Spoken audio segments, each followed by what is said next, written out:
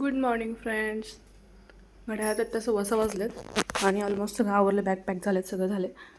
आणि हे आज माझे पाय जे की खूप चालणार आहेत. 2 दिवसात त्यांना 52 किलोमीटरचं अंतर क्रॉस करायचं आहे. आपण चाललो आहे. माझं हे फर्स्ट ट्रेकिंग आहे. तर पन्हाळा पावनखिंड छत्रपतींचा आशीर्वाद घेऊन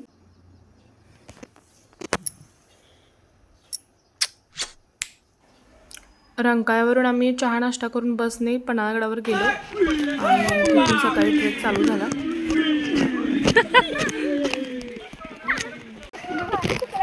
छत्रपती शिवाजी महाराज की जय.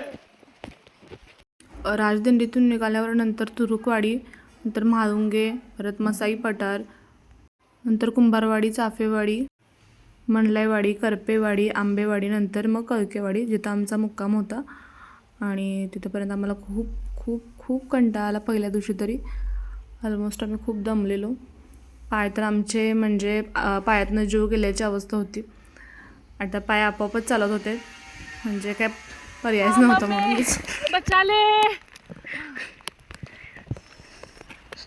एकतर शूज आणि त्या शूजमध्ये पायात पाणी जाऊन जाऊन चिखल पाणी, त्यामुळे पूर्ण पाय किरवंजून गेल्यावर आम्ही ते पाय पूर्ण शेकले, मऊ लावला भरपूर आणि आम्ही झोपलो जेवण करून. दुसऱ्या दिवशी आम्ही नाश्ता करून परत चालायला सुरुवात केली. सकाळी कसे महाराज गेले असतील तर खरंच खूप हा अनुभव घेण्यासाठी एकदा जायला पाहिजे. कारण त्यावेळी एवढ्या सुविधा पण नव्हत्या. शूज नव्हते, रेनकोट नव्हते, रस्ते नव्हते आणि एका रात्रीत ते कसे गेले असतील. खरंच आश्चर्य आहे आणि सलाम आहे त्या शूरवीरांना, त्यांनी आपलं स्वराज्य निर्माण केलं. छत्रपती शिवाजी महाराजांना शतश नमन.